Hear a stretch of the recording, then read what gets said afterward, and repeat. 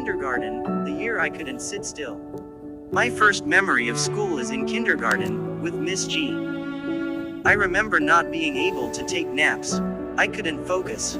I was always crawling under the table, disconnected from the class, because nothing there could hold my attention. It wasn't just restlessness, it was something deeper. Like my spirit knew I didn't belong there. While other kids colored and played with blocks, I was somewhere else, mentally, spiritually.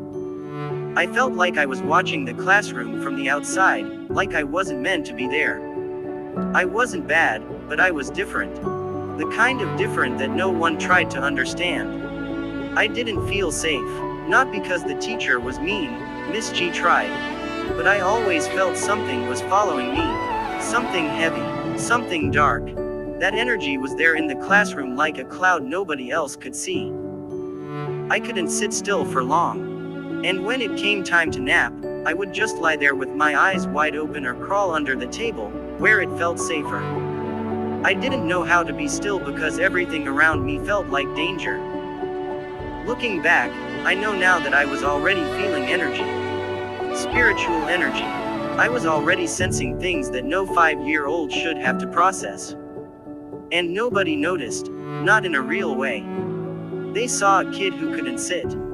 They didn't see a child trying to survive an invisible war. I wasn't acting out. I was trying to escape. The devil was already in the classroom, and I was already fighting him. Chapter 2. First grade, Miss B and the Hidden Battle. First grade brought me my first real teacher connection, Miss B. She was the only one who really saw me. Not for my behavior, not for my academic struggle, but for my heart.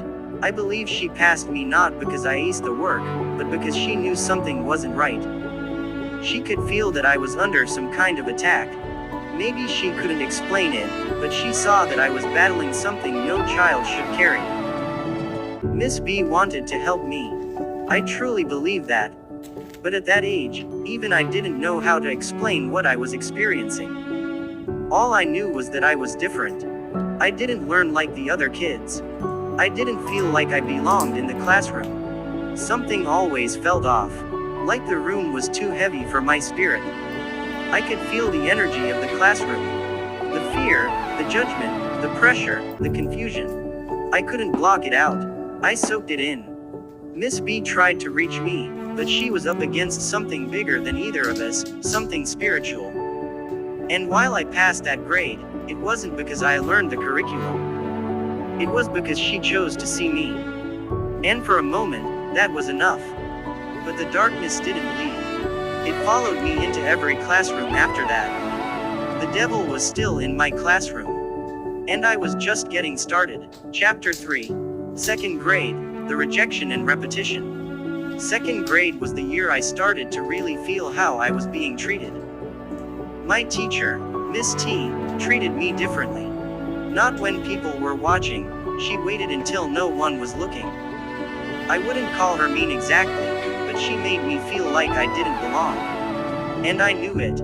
Even as a little boy, I could feel the energy shift around her. I remember this one moment like it happened yesterday.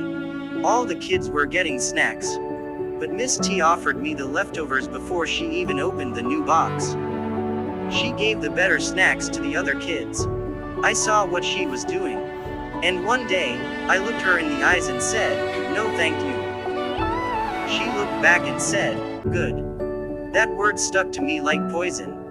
After that, I stopped accepting anything from her. I didn't want what she was giving, not even if it was candy. That's when I knew she didn't care. Not really.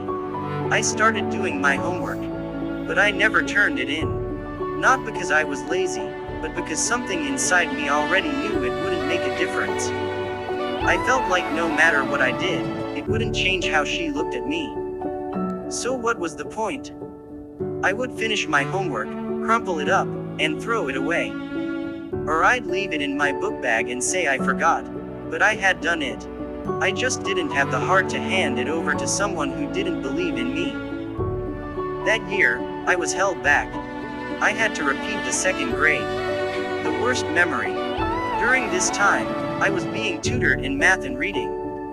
I was sitting in the classroom one day during a session, just daydreaming, trying to escape in my mind. I remember picking my nose, not to be funny, just because I was zoning out like little kids do. The tutor walked up to me and said, "Jamar, what are you doing?" He took me out of the chair, marched me over to the wall, and slammed me up against it.